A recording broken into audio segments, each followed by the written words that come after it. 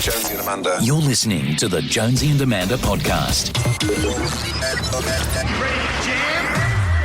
Everybody online.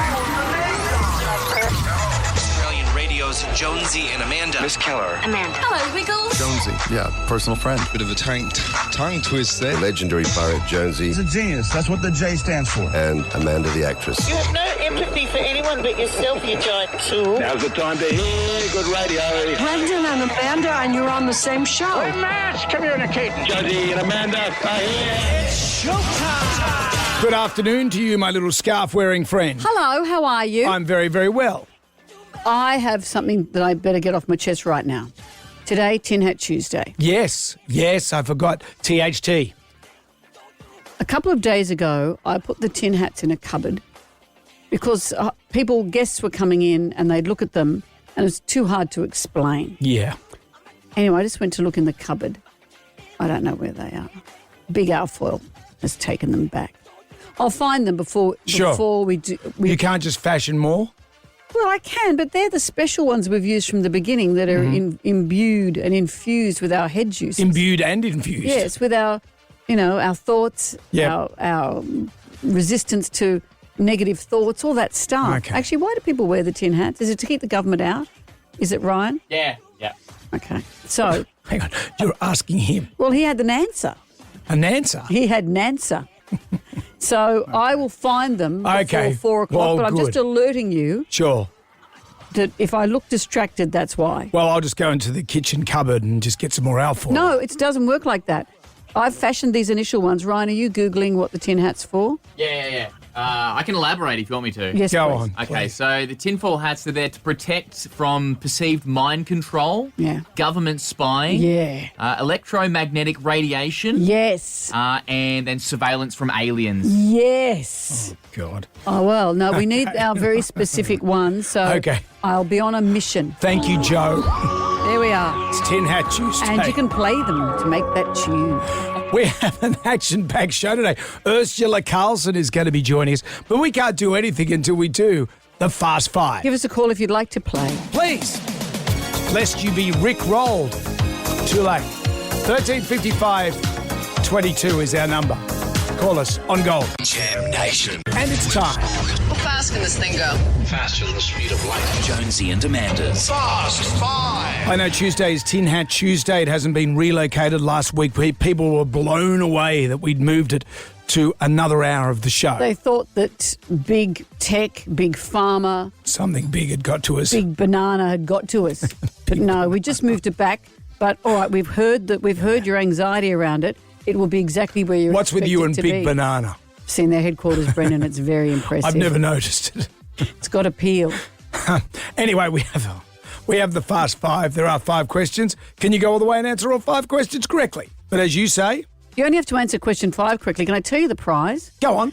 I've got it in front of me here. This is a giant Ferrero chocolate Easter pack. I've just Whoa. not seen it. Have a bit of a rummage. Have a look at this. That's a golden egg. You get 3 of Golden- these golden egg tins that have got chocks in them. Cheapers. That's the size of a football. They are football-shaped eggs. And there's also... You got one in each hand. What do you mean? They've also got these Ferrero Rocher bunnies. Yep. There's packets of this, packets of that. It's egg tins, eggs cocoa, Ferrero Rocher bunnies, eggs hazelnut, Raffaello, those yummy ones that are white, and the Ferrero 16 packs. Brilliant chocks. It's like we're on Agro's Cartoon Connection. Like, do you think I feel like I'm hosting a kid show? It's Are you the one with a hand up your bum or not? Come on, get on with it. Tracy's in Greensborough. Hello, Tracy. Hi, guys. How are you? Very well. Here's question number 1. Are you ready? Yeah, I'll give it a crack. Yep. What's the name of the company where the US Office, the TV show, is set? What's the name of the paper company? Oh, don't have a clue, Amanda. Oh, I'm sorry, Tracy. James is in Coleroy. Hi, James. Hey, Amanda. G'day, Jonesy. Do you know the name of the paper company in the US series, The Office? Dunder Mifflin. That's it. Let's play Riff Raff, James. Any old riff-raff backstage? Oh, riff-raff everywhere. Got you, I understand. Got to keep out the riff-raff. Okay, James, what song features this riff?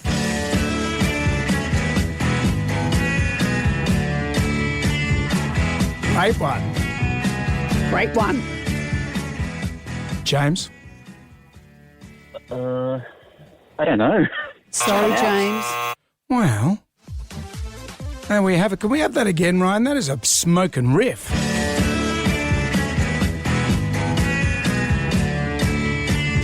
What song has that riff? Give us a call. Meanwhile, Amanda can rummage through the Ferrero Rocher bag. I will. Get those 2 golden orbs. There's 3. 3 orbs. I'm fun to dance with. Jam Nation. How fast can this thing go? Faster than the speed of light. Jonesy and Amanda's. Fast 5. Sorry for my laughter, but Amanda's been rummaging through the Ferrero Rocher Easter bag. It's amazing. Look at these. I feel like we're on Agro's Cartoon Connection. Well, because I'm Which one of us listing is prizes. aggro? Because you're always aggro.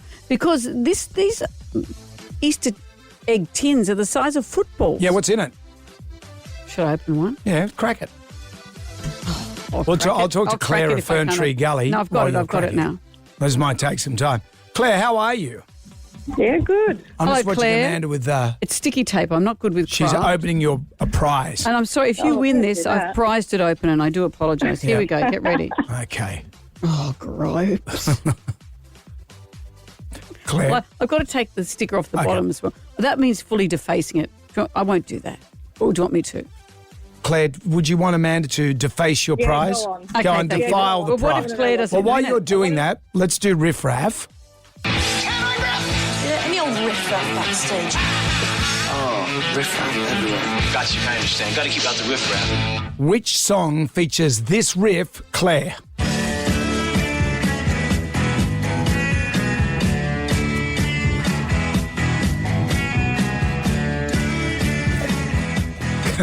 Claire. do you Yeah, know? it's Rebel. Yes, it is. Yes. And let's celebrate because I've cracked open the big Easter egg. Yep, what's in there? 4 of these Easter Rocher Ah. 4-packs. 4 packs of Easter Rocher. 4-pack Shakira. So there's 4 of Claire. those. Well, can you put those back in just in case? I will, in case Claire doesn't win it. In which country did the Easter Bunny originate, Claire? Is it A, Austria, B, Germany, or C, Denmark? I'll say Denmark. No, sorry, it's not Denmark, and I've defaced someone else's egg. I Maybe do it's apologise. Oliver of St Ives. Hi, Oliver. Oh, I can't tell you. Have a You can guess. tell us, I'll tell Oliver. you- Here's your option. Multiple choice, mate. In which country did the Easter Bunny originate? Was it Austria or Germany? Have a guess.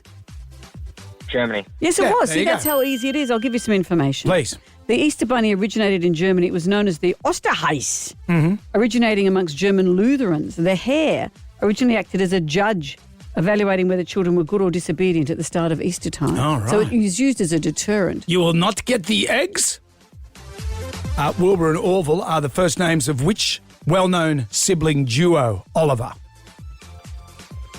Wilbur and Orville. I'll give everyone a clue or not. No. David of Geelong will know this. Hello, David. Do you know? Sorry? So Wilbur and Orville are the first names of which famous brothers? The Wright brothers. The Wright brothers. You've got one more question, Here we and then go. you can get this chocolate that I've manhandled. Well, David might not know that. David, have you heard anything? He'll know when Have he you heard sees it. anything about When he sees what I've done to that tin, he'll know it. Louis Theroux hosts a new documentary on Netflix. What is the documentary called, David? I don't know. Oh, no, David. Michael's in Campbelltown. Okay, Michael, let's see if I can give you these fractured goods. Would you that I've stop playing played with the eggs? Michael, Louis Theroux hosts a new documentary on Netflix. What's it called? Manosphere? Yeah, Manosphere. You're a very casual winner. Very confident about that, Michael. And because you're so casual, you're going to get these damaged goods. It's been rummaged through by Amanda Keller. Michael, her fingerprints are all over it. Yeah, sorry about that. Congratulations, my man. You have won the Ferrero Chocolate Easter Pack. It's Make quite spectacular. Easter golden this year with Ferrero Rocher. Discover the new Ferrero Rocher Gold Bunny and full Easter range at leading supermarkets nationwide. Maybe you should go into all the supermarkets and manhandle all the eggs. Me? No, Michael. Oh, Nah, could do that. You. oh me? No, I'll let Michael do it. Thank you. Well, one of them, don't manhandle anything. Congratulations, Michael. Thank you. Going to enjoy those. I hope you good. do. I'm glad. Jonesy and Amanda. Listen to the podcast whenever you want with the free iHeart app. Finish this sentence. Have a break. Have a Kit Kat. Have a Kit Kat. Actually, I was trying to get it right. I thought it was anyhow have a Kit Kat, but I think that's for a Winfield. That was a Winfield cigarette. Yeah. And don't do that. Harmless vape instead. Don't do that either. Terrible. Get popcorn lungs. You don't want popcorn lung? No one wants that. You're just coughing up now. Amanda's just had a strawberry vape. I have not. I've never vaped. Have you? No. You looked up and across. Oh, when I was in Canada, I had, one of those weed vapes because it's legal over there. Yeah. But that's not really what... That's Well, it's a not vape, but it's weed. Yeah. Okay. Well, let's talk about Kit Kats. A Swiss food giant, Nestle, say that 12,000 kilos, about 12 tons, which is about 415,000 candy bars of Kit Kat, have been stolen. How many would it be if it was a big finger? You know the big finger? So is that still proper Kit Kat? That's my favourite Kit Kat. The whole nature of Kit Kat is you get them, you go break, break. Have a break, have a Kit Kat. Yeah, so what do you do with the big finger? The big finger is the best one in the world. But is it just a big flat chocolate bar? Yeah, it's a big finger. Well, explain to me. Well, I've never bought one. When you're at the servo... I don't ever buy the big finger. I would get a Kit Kat that's boop, boop, boop. So you have one piece and then you feel virtuous. It's still called the and big then eat finger, the others. isn't it? I don't know. It seems odd that they would have a product called the big finger. Am I right? Or is that just what Jonesy's called it? No, it's called Kit Kat Chunky now. It's gone woke. Used to be the big finger, now it's chunky. But it's still just one big flat bar, the same as like a Chiquito. It's like... Is it like a Chiquito? No, a Chiquito's... No. Well, what's it like? I'm asking. Use your descriptive words, okay. Brendan. Well, let me talk. It's like a Chiquito's size. I said that. No, but a Chiquito is rough and textured. The big finger is just... It's like if we're in Land of the Giants, but not that big. So one Kit Kat blown up to be big. Look at it. There's a picture. Ryan's holding it for you. All right. So you don't go bip, bip, bip and break any bits off? Oh, for God's sake. Just say no. No. Because I don't know. How did you get to this stage? Well, not by eating every chocolate that I see. The Kit Kat, well, I don't know if there'll be a shortage, but what has happened is this from the Kit Kat people, so there's a shortage? Well, I don't know. What has happened, the company said in a statement, the vehicle and its load are still nowhere to be found. It was a truck that was heading for Poland from where it would be distributed throughout Europe. The missing candy bars could enter unofficial sales channels. But this is what's interesting. All the products, weirdly, can be traced using a unique batch code.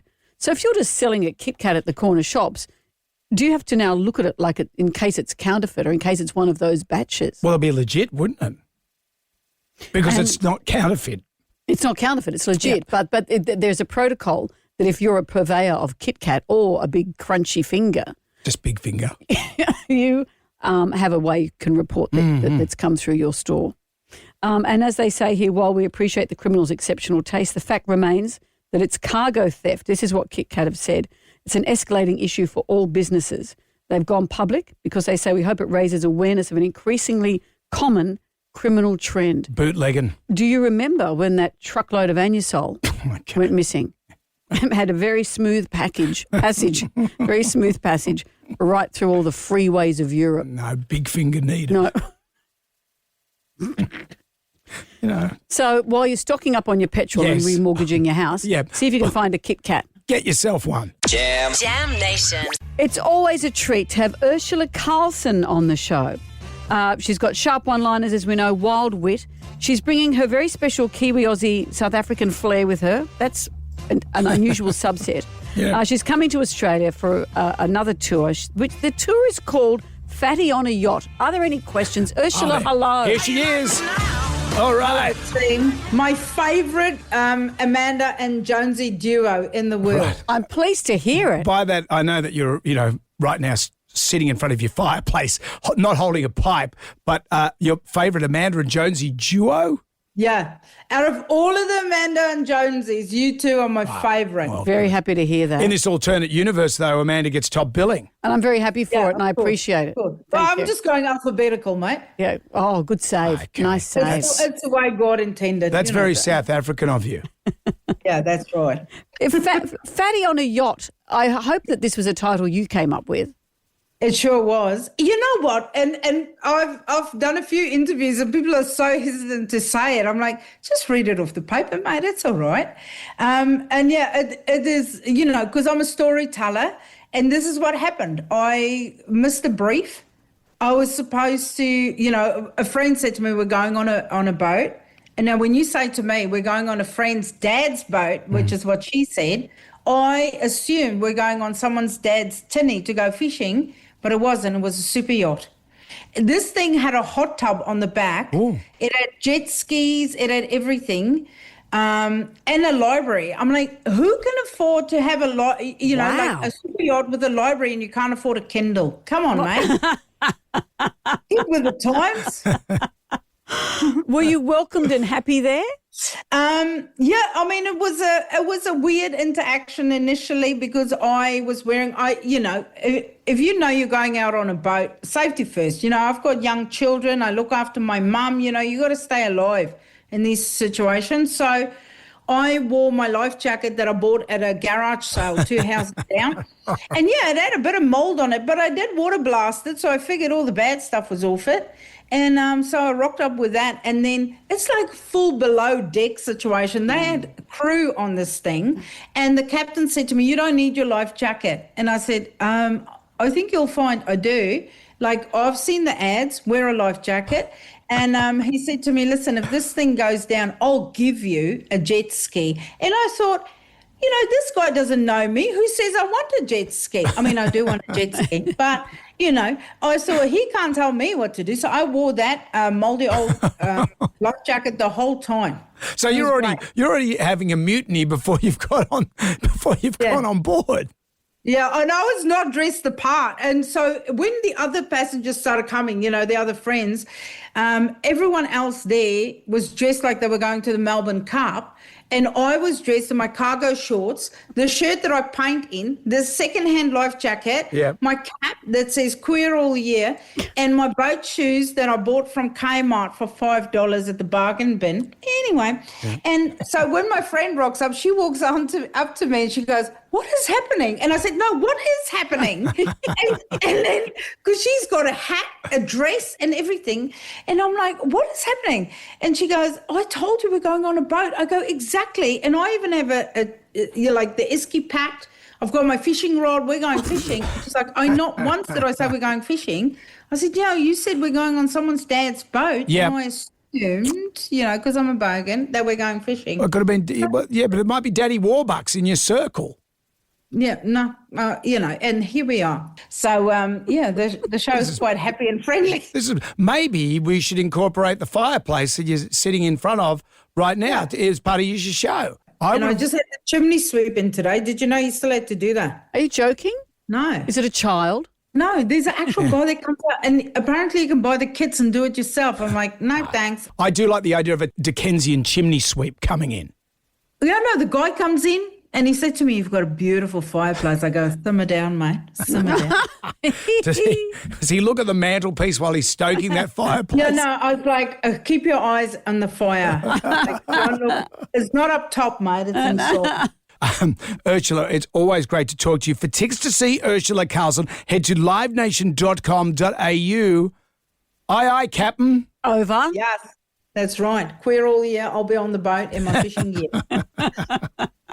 You're listening to the Jonesy and Amanda podcast. Right now, by the miracle of recording, Jonesy and Amanda. We'll do it live! Jonesy and Amanda, those are two great names. Such a scam. I'm not a scab. Sense the chemistry between them, but how much of that is real? Mind your own business and shut your pie hole. I wish you well with your show. It's Tuesday. Last night I was watching Married at First Sight. They had the important challenge. This is one of those important challenges that are like all the other challenges, like compare the other ones to how attractive they are. Yeah. That's an important challenge. Well, impossible to survive almost. What one did they throw at them? This is where they separate the couples and put them with others that they might have been compatible with. So people who'd also applied to be on the show and were the runners-up. Bearing in mind 10,000 people each year apply to go on this show. That'd be hard because they're, as you say, they truncate a full relationship. So they're probably a version of 20 years married. Yep. Who's not going to go, wow, look at someone new and fresh. And that's the whole thing about this show. It's like the Hunger Games. Really, it's about how long can you stay on the show and be relevant. Or if you're how much can you compromise yourself? Or if you're trying your best, it's almost like Biggest Loser. You're trying your best to be your best self, but you sabotage for the sake of the show. Exactly, yeah. When they used to have the people on The Biggest Loser. And then they put a cake in their face. And they go, eat this, Adro. There's a flashback for you. Who's Adro? He was the first Biggest Loser. You don't remember that? No. They couldn't run The Biggest Loser now, could they? No. No way. Full bullying. Anyway, what does that say about Married at First Sight? Last night, Alyssa was presented with her other match in another life. She's with David. And tell me who Alyssa is. Alyssa. Who's she? She's a blonde lady. She's with that nice, he's a Nigerian fella. I quite like him. I've only seen them in the ads. So anyway, they've put Alyssa with this other guy who is quite impressive. He's a track and field guy. And Alyssa said this about her relationship with David. 70%. Yeah, I'm not 100. Honestly, I thought I'd be walking in there and she'd be super happy with her partner, but it turns out they're in a bit of turmoil.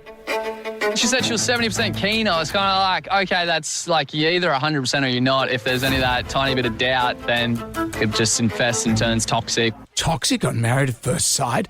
Because we know when you're on 100% Married at First Sight, it's always 100%. 100%. 100%. 100%. 100%. 100%. 2,000%. Except for her, she was a mental. So what's going to happen? I don't know. Have to watch it tomorrow night, I guess. Or tonight. Although they do some other challenge. They're all a bit challenged. Get them to rob a bank together. I'd like to see that. She seems nice, but her voice was highly irritating. I wonder how will he rate her? What percentage is he feeling about her? I'm asking too many logical questions and I apologise. We have to get our hats ready. I have found our tin hats. Yep. We will be donning them next. We want your calls about your conspiracy theories, but I've got a couple of beauties to get us started. I've got one I want to ask you as well, which we'll do after the pheromone. No, we'll put on Survivor. It dovetails nicely with pheromone. Gold. Jam Nation. Gold, it's Jonesy and Amanda driving you home for Jam Nation. Oh, yes, I'm sorry, I don't have my Both tin. of you, please, and you, Yes. Ryan. Yeah. Tin hats, please. I know. We have to put these on to protect ourselves from alien thoughts and to remain How come you pure get of the thought. good one? You get like the Brian Johnson AC/DC Peaky Blinders one, and Ryan and I... Because I made them. Okay? Okay. Now, we are going Sorry, to... Grand Poobah. We're getting into Tin Hat Tuesday, and we are going to ask you... Can your I start with conspiracy one? theories. What's with the Trivago guy's teeth? What's happened? Who's he? You know the Trivago ad? Have you seen that? And he's got these huge choppers and... Get to the choppers. No, he's got these huge choppers. But in the most recent incarnation of the commercial, his teeth are being concealed. Have big teeth got to him? Is this what you're saying? The same guy. Oh, The Trivago I'm guy. not saying it. You're saying it. Well, who is the Trivago guy? I actually know the answer to that. Really? Yeah, his name's Jurgen Klopp. Who's he? Is he an actor? Jurgen No, Klopp. no, he's a football manager, a German football. Why is he in the ads? I don't know. Money? How do you know who it is? Well, I know things about soccer. Come on. How weird. Every time on the Fast Five, every third question's about soccer. But why would they use the head of a football thing to advertise Trivago? And why does he have these ginormous teeth? But how come he doesn't anymore? I don't know. Maybe Back big to- lips got to him. But I don't think that's a good example of a conspiracy theory. Oh, okay. I think that's stupid. Listen to the ones I've got. Right, okay. This one was on TikTok. Remember these guys? Sonny and Cher. Yes. I've got one word. Groundhog Day? Clones. Of course. This apparently, this person who's written this said, watching this video may awaken or blow your mind. So she's got this, she or he, this is their evidence, Sonny and Cher. Prior to 1969, Sonny is the same height as Cher, even when she's wearing high heels. Mm-hmm. So after this, after 1969, the original Sonny and Cher were replaced in 1969 by clones. So they've replaced them. And she's saying, you think it's fake? Well, it happens a lot, so wake up. Sonny is now quite shorter than Cher. Well, now he is. He's passed away. Mm-hmm. But he then is shorter than her when she's wearing heels. In the first few clips, she's still wearing heels and they're the same height. So, i.e. equals cloning. But they went on to say here, all the originals, where have the originals gone? That's the question we're all asking. There's a movie called Chastity in which Cher stars in 1969. And this person says, I'm pretty sure that starts off with the original, the Cher, and then at the end, it's the new one. It says here, watch it and tell me what you think. Their child was called Chastity, then transitioned and became Chaz. Yes. There's no link to them being clones. I wouldn't have thought. Okay, that's one. How about this one? You know this guy? I wanna turn the whole thing up. Jack Johnson. Yeah. Beloved musician, lives in Hawaii, great friend of Ben Stiller's. What's not to like? I'll tell you what. He's Jeffrey Epstein. No. According to a man explanation. online named the fittest flat earther, that's what he calls himself, he's trying to convince everyone that Jeffrey Epstein is Jack Johnson. And if you're wondering how this happens, I'll give you what his theories are, but how can one person... Shouldn't there be some sort of legal caveat? Well, can I just distance myself all right, from let's this? just say allegedly, okay? Duh.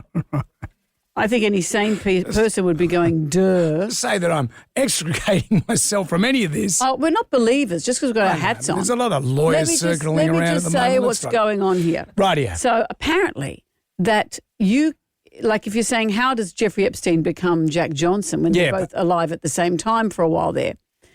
Apparently this is called, your spirit leaves you and goes into another one, but it's only celebrities that seem to swap these spirits. So I'll tell you why this man believes it and he's convincing people it's real. Because, A, they look alike. Put their faces up side by side and we'll put that up on our socials. Okay. Wake up! They do look alike. And he's even compared that they both have a mole on their face. Shut up. That apparently is in the same place. Not only that. But I've got a mole on my face. Yeah, but you don't share the other characteristics. What about this? Thank God. A Jack Johnson album cover shows all this sort of scrawling writing and almost like modern hand-drawn calligraphy in the background. This person has gone through and looked at all those symbols, and they are symbols, Epstein Island-related symbols. I won't say what he says, but that's apparently proof, allegedly, that they're all part of this big pedo gang. Once again. Allegedly. Oh, good. You know, Jack Johnson, let's just say it, I don't think is Jeffrey Epstein. Let's just say it. So are we taking calls now? No, I've got one more to share with you. Okay. You know what else has come up on my feed? The divining rods. I'm going to share with you what the divining rods... don't tell me you bought divining rods. Yes, but they haven't arrived yet, so this isn't my divining.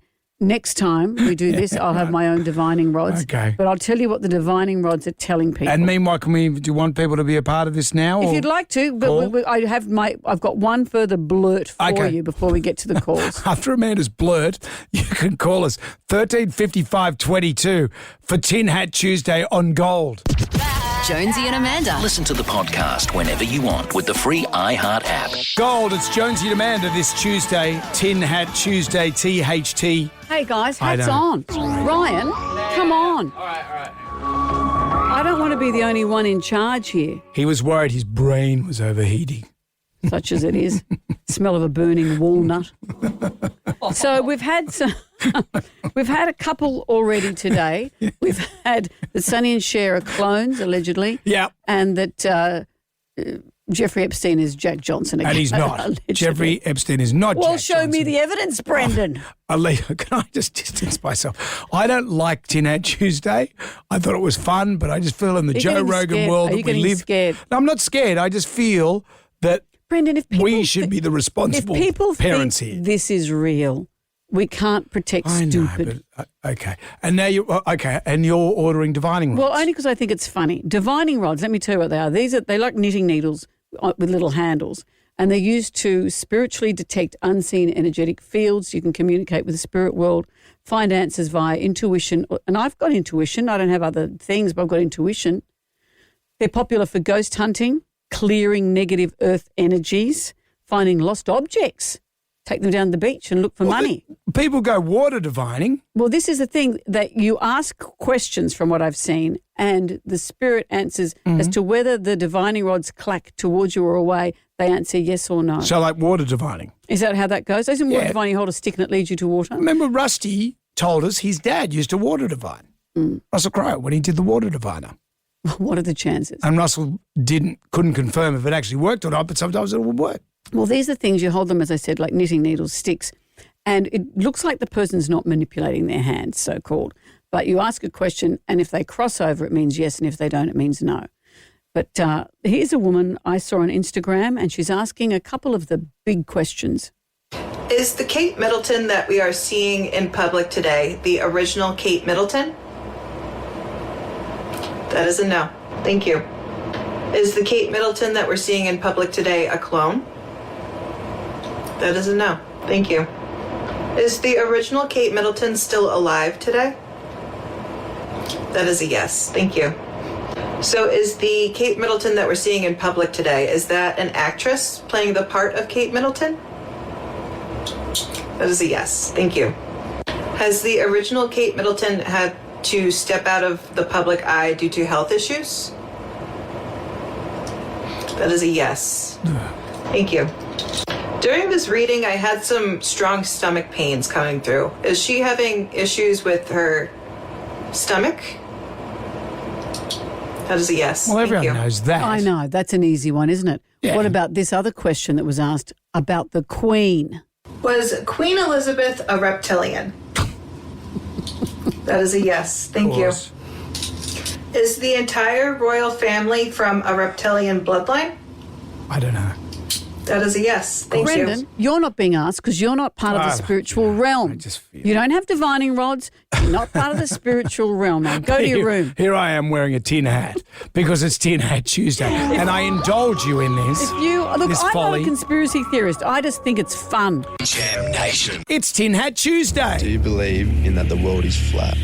I don't know, eh? I don't know, eh? I'm not a conspiracy Some of the theorist, great but scholars of our time. Tin Hat Tuesday, and our executive producer came in and said, "Don't be mean." I think she was directing that at you. no, it's at you. Because I think we all understand the spirit within which we take these calls and the spirit within which the things we choose to believe and the things But we as don't. you rightly say, there was a time when we just thought all the lizard people and all that sort of We stuff. thought QAnon was a joke. Yeah. That conspiracy theory has turned out to be true.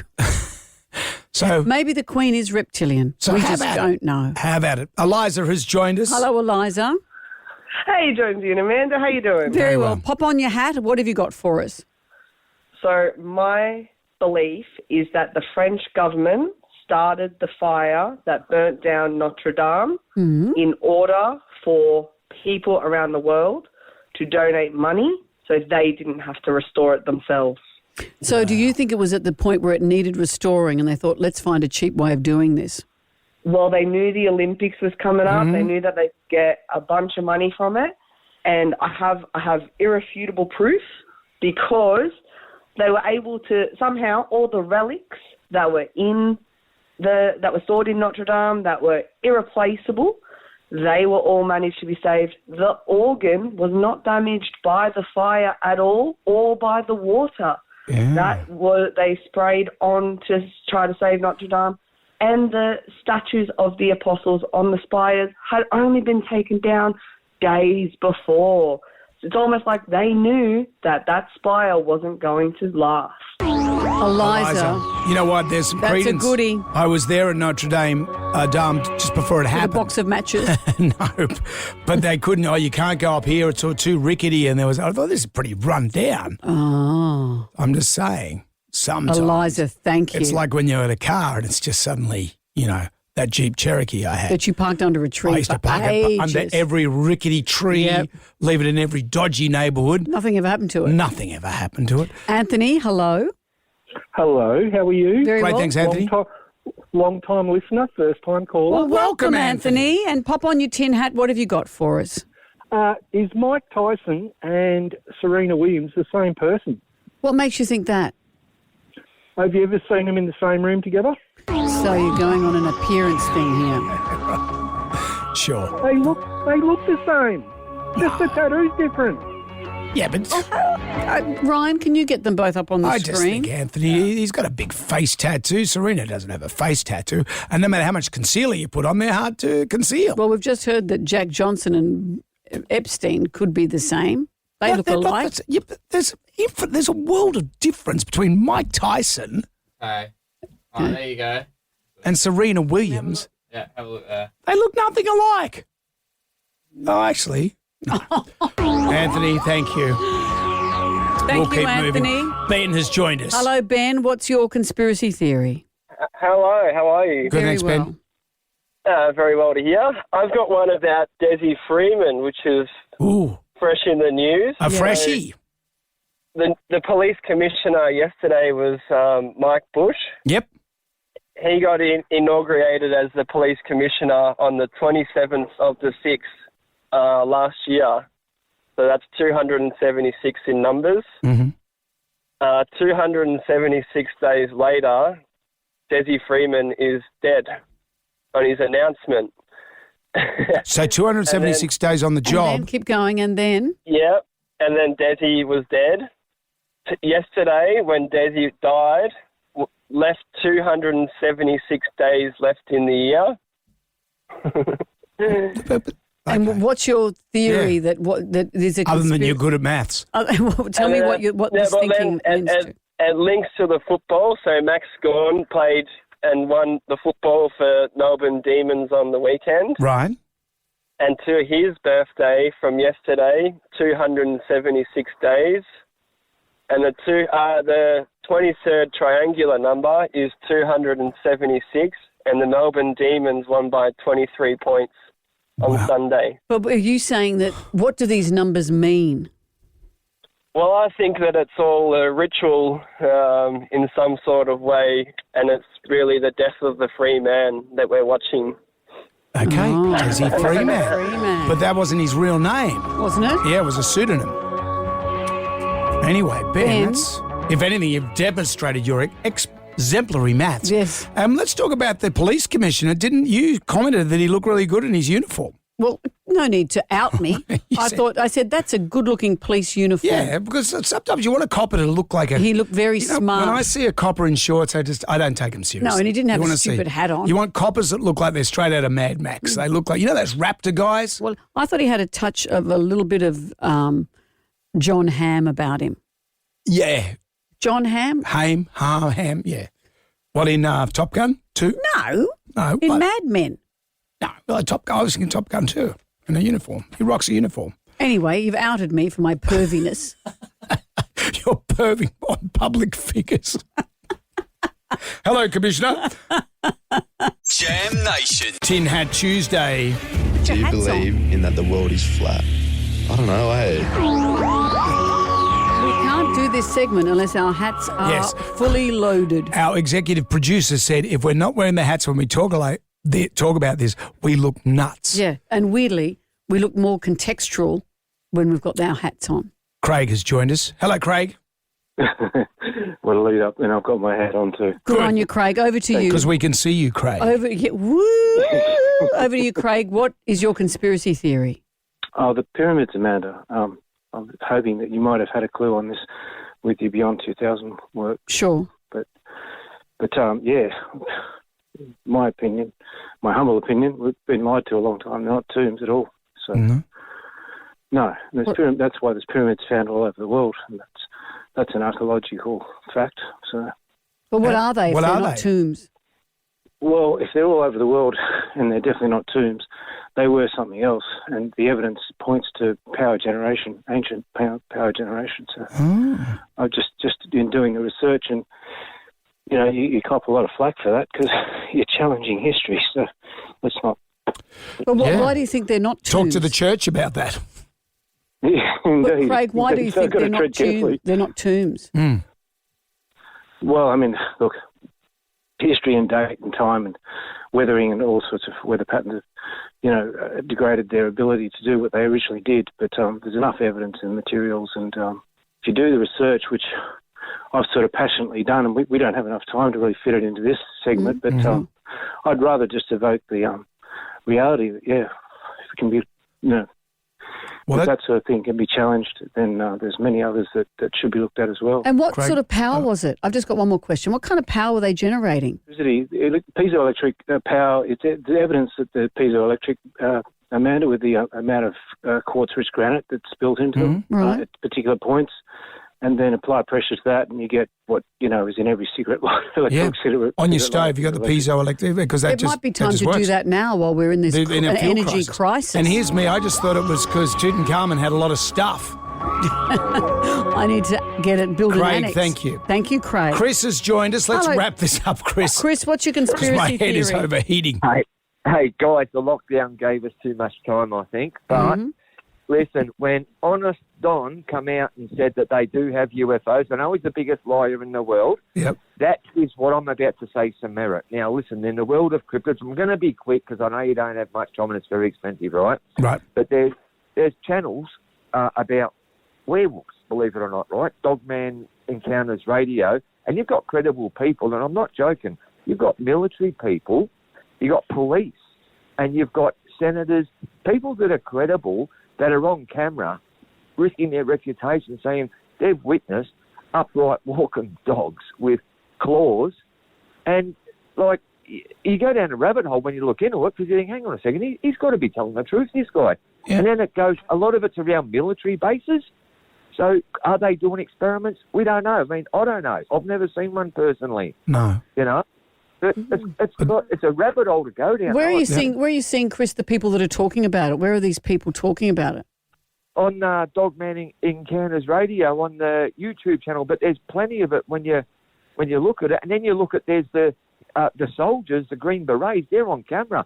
The Giants of Kandahar, they said they killed a six-fingered, six-toed giant, a red-headed giant that threw a staff at one of the Green Berets and killed him. The only reason they came forward is because the military said, "Oh no, he died in a whatever they said, like friendly fire or something," and his friends who were in his team said, "No, bugger that. This guy deserves. People need to know how my friend died." And then the pilot come out who actually flew the big double propellant helicopter, and he said, "I actually did pick up a massive thing and dropped it off at a base." He goes, and it stunk. He goes, and I saw it had 6 fingers with a hand hanging out. So that's the Giants of Kandahar. Wow. Chris, you've given us a lot to think about. I wish we had more time. I watched that. My wife likes that Sasquatch show. Have you seen that? And they go to the area and they say, "Oh, the Sasquatch, there's been a squatch here." And then they nick off. They don't hang around to see if it's there, which I find odd. Chris, thank you. Thank you, Chris. Thank you to everyone for your conspiracy theory. I think my head is cooked. Yeah, we have to take our hats off because we're overheating. Jonesy and Amanda. You're listening to the Jonesy and Amanda podcast. We had so many requests for them to do it again. Jonesy and Amanda. Man, that shit just cracks me up. Maybe we should lay off the moonshine. Jonesy's always knocking Amanda. It's so easy. Amanda always knocking Jonesy. I'm done. Stick it in the guts, Barry. I've been looking at the amount of fuel information or misinformation popping up on my feed. You might have seen that woman filling up shopping bags of fuel. What do you mean a shopping bag? She's at a petrol station. A plastic bag? A shopping bag. You can't do that. It's from 4 years ago, and it was over in America, and it can't really be verified at this point. But how does the bag stay upright? What do you do? Exactly, so don't buy too much into that. The other thing is people making their own fuel.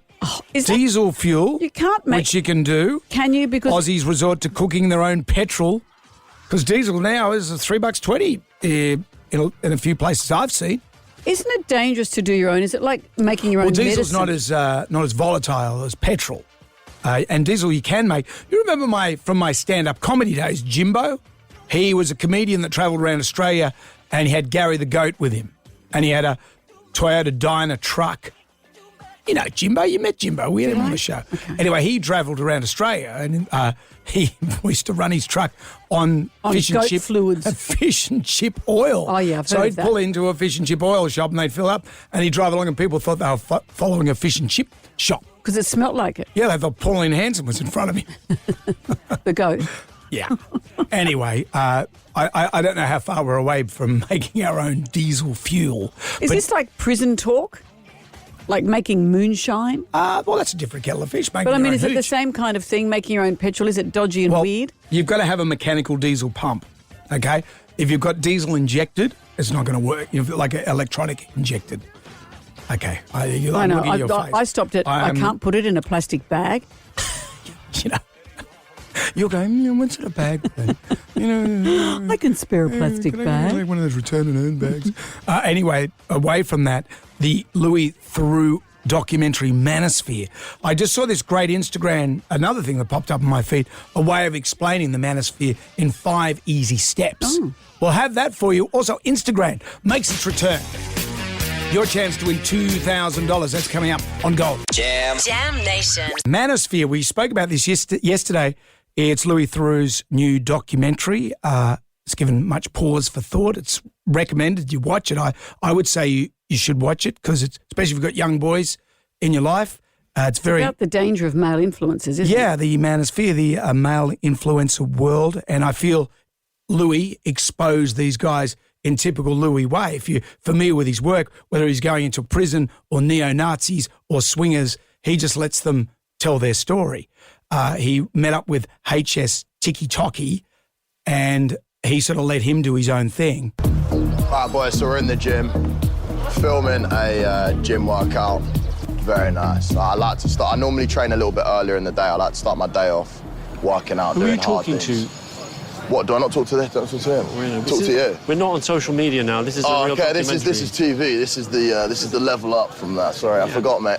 I'm used to my mere social media life. We just pretend those aren't there. Yeah, okay, fair enough. So is he talking to the camera as if it was his own phone? And because I like a lot of these influencers, because they live in a silo, he had no idea who Louis Theroux was or is. Particularly this bit where his mum, HS Tiki Toki's mum, is telling him to eat something. Eat. Yeah, but I don't want to. I need ginger for my throat. Can you not hear and it? Roses is the only place that's got ginger. Oh, it's just what I like. That juice bar that you get the thingies from, they'll have ginger. I don't want a juice bar. No, you don't have to have a juice. They'll have Mummy, shots. I don't want a juice bar. All right. Don't embarrass me. All right, don't be rude. That's not the way I've brought you up. Okay, Do not cool. be rude. All right, I won't be. because it's a reflection on me. All right, I won't be. Don't make me slap that head. Mummy, I don't want a juice bar. And it's all, because I see it. I see this stuff. I see a lot of Manosphere stuff. It pops up into my algorithm. And I'd think, well, what's the way you can articulate this if I was a young Jonesy of 12 or 13? But we never had that stuff back then. Our Manosphere was the real world. It was mentors. It was all that sort of stuff. James Bloodworth has written a book called Lost Boys. And this site, it popped up into my algorithm, this particular site just popped up and it said, what happened to our boys, this Instagram site. And it really articulates the 5 steps where the Manosphere is. So step 1, you create a problem. You're not successful, you're falling behind, you're not rich. Normal struggles, which we all have, are looked as personal failures. So then step 2 is blame the mainstream, the media. We're lying to you. Media's lying to you. They won't teach you this in school. Trust is broken. That's like a cult. Step 3, claim hidden knowledge. This is what they don't want you to know. They put themselves as truth tellers. Step 4, pull them into an identity. You've woken up. Good on you, mate. You're one of us. Yeah. You're part of the gang. And then step 5 is sell the solution. So you got courses, investment opportunities, protein powders, subscriptions, all that stuff. The answer to your problem is something you have to pay for. And that's it. That's all it is. So really, you take it with a grain of salt. But that's for your age to know that. Yes. I don't know how you articulate. And particularly a boy who's coming of age needs that tribal sense of belonging. Yeah. Just hope that they belong to the good guys. Indeed. Jam Nation. You know, it's Tuesday. It's been quite the week. Let's get on down to the Jonesy and Amanda Arms for the pub test. The pub test. Pub test. Does not pass the pub test. Pub test. Pub test. Does it pass the pub test? Pub test. Yeah, the pub test. Doesn't pass the sniff test. Stop it.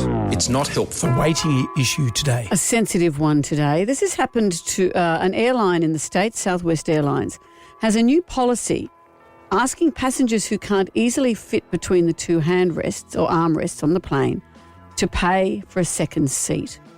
One passenger has dubbed it the fat tax. and they're saying it's pretty arbitrary as to how it's enforced, but it's seen as discriminatory by a lot of people. This is what the policy says. Customers who encroach upon the neighbouring seat or seats, sir, must purchase the number of seats needed. The armrest is considered to be the definitive boundary between seats. So if you're spilling over. Well, this person said they're at the airport. They were stopped at the airport, told to buy a second seat. And the cost of it, Australian dollars, $1,400 for a second seat that they've had to pay. So a lot of them have said it's discrimination, it's fat phobia. Someone here says, I'm 30. It's fat phobia. Well, no. It's practical. Well, I'm just reading what the quote is here. Someone has said, I'm 35 pounds and I still barely fit. That's 58 kilos. I think at 58 kilos, you're going to fit I think on you're going to be seat. putting you in the overhead locker. This is the thing. The seats are getting smaller and smaller. So what do you do? But it's not fair on you if you're sitting next to someone for a long flight and you've got a third the space you would normally have. I remember when I went on my honeymoon, I was carrying considerable weight. I was up to the duty free. I was up to 120 kilos, and we were going on our honeymoon. We flew over to Fiji, and then we were going to one of those islands, and we had to get on the little plane, and the horror of standing on the scales, and these Fijians, come on, big fella. And they're all standing around. They're going, whoa, guys are moving bags. They hate to leave bags behind. I'm not talking about my wife. So we're all, Small airlines do that all the time. I've flown on so many small airlines. The big we have airlines to be are the weighed. same as well. It happens. And in front of other people, having this happen to you, mortifying. Sure. But if you're on the receiving end of sitting next to someone and you've paid a full fare and you're squished in to a tiny bit of a seat, this is how we'll phrase it. Airline weight tax. Does it pass the pub test? 135522 is our number. We'd love to hear from you on Gold. You can see a whole lot more of Jonesy and Amanda on our socials. Follow us on Instagram and Facebook. Fast money. Extra cash. I need money. Jonesy and Amanda's. Instagram. 10 questions, 60 seconds on the clock. You could pass if you don't know an answer. We'll come back to that question if time permits. You get all the questions right, boom, $1,000. Boom indeed. You can go home with $1,000. How great would that be? Or you can make $2,000. But it's by answering a bonus question and it's double or nothing. Mark is in Creston. Hello, Mark. Jonesy and Amanda, I'm well. How are you guys going? We are very well, just Mark. as well talking to you. We'd love to give away some money. Do you feel that today could be your lucky day? If you'd love to give it away, I'd love to receive it. Well, let's start with that. Enough of this saucy talk, Mark. All right, Mark, we've got 10 questions, 60 seconds. If you're not sure, do say pass. Pass is your friend because we might have time to come back. Yep. All right. Good luck, Mark, because here we go. Here comes question number 1. Cadbury is a brand of what? Chocolate. Question 2. What body part do glasses protect? Eyes. Question 3. If you freeze water, what do you get? Ice. Question 4. Which city does Batman patrol? Gotham City. Question 5. Bombay Sapphire is a brand of which spirit? Gin. Question 6. True or false, Shannon Knoll won Australian Idol? False. Question 7. A signet is a baby what? Swan. Question 8. HB and 2B are types of which drawing implement? Pencil. Question 9. What is the Little Mermaid's name? Pass. Question 10. Who wrote Hamlet? Shakespeare. Back to question 9. What is the Little Mermaid's name? Alexa. Oh, bum! It's Ariel. Bugger, I did know that now that you say it. Oh, Mark, Alexa. you got If only right. Alexa had piped up. Oh, you're asking for help from Mark. Alexa. You had 15 seconds to go. I thought you were going to get it. Oh, Mark, I'm sorry. Oh, man. Picked up the post by that pesky mermaid. Mark. Yeah. We'll play again tomorrow. Thank you, Mark. Jam Nation. Gold. It's Jonesy and Amanda driving you home this Tuesday afternoon. Tuesday garbage night. This is with these new hours that we do now. Tuesday night is I get home and I go, I got to put the garbage out. Yeah, but you get home before midnight. Yeah, I know, but it's, you know what I mean? In the old days, my old incarnation, it was easier. When's your garbage night? Wednesday. Wednesday? I don't think that's a good garbage night, Wednesday Well, night. why don't I just talk to my council and change it? Am I right? When's your garbage night? Mine's Thursday night. Thursday's the worst. Why? Why? Because it's the What end of difference does it make? Yeah, because then you got the weekend out. Oh, actually, you clear your bin out for the weekend. Sunday night would be the primo garbage. No, it wouldn't, because then if you wake up first thing Monday morning, you haven't put your bin out. Oh, you get the Sunday night scaries. I forgot to put the bin out. Maybe this is a pub test for another time, but today we've got other issues to fry. The pub test. Pub test. Does not pass the pub test. Pub test. Does it pass the pub test? Pub test. Yeah, the pub test. Doesn't pass the sniff test. Stop it. It's not helpful. Today's pub test, airline weight tax. Does it pass the pub test? Southwest Airlines in the States is implementing what someone has called a fat tax. A customer was forced to pay $1,400 Australian for a second seat. The policy is that if you encroach on the neighbouring seat or seats, you have to purchase the number of seats needed. Mm-hmm. The armrest is considered to be the definitive boundary between seats. That's what their policy says. People are saying this is discrimination, this is fat shaming, and it's quite discriminatory. What depends who's going to implement it on the day. Where are the fast and the hard and fast rules? I've been at the end of that scale, on the heavy scale, and it is quite humiliating to be weighed at the airport. Oh, I bet. But in front of everyone. In front of a bunch of big Fijians as well, I'll point out. This isn't weighing you. This is just seeing if you get the seat, I think. But also, how do you feel if you've paid full fare and you're taking up a third of a seat because someone's spilling over into your seat? What if you're really tall, though? But you can't buy the seat in front. This is a practical solution so everyone can sit comfortably because the airline seats are getting smaller and smaller. That is true. And people are getting bigger and bigger.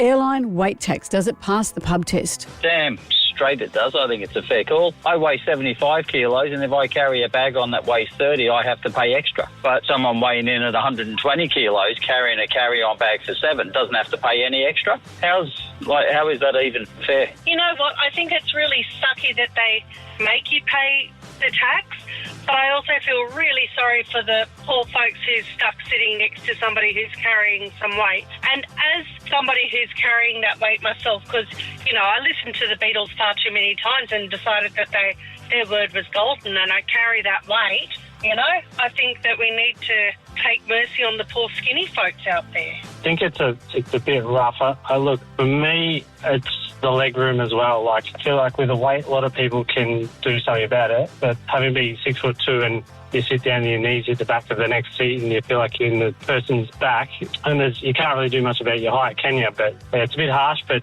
the airlines could do something about the legroom as well. No, it doesn't pass the pub test. Airlines cannot fat shame people.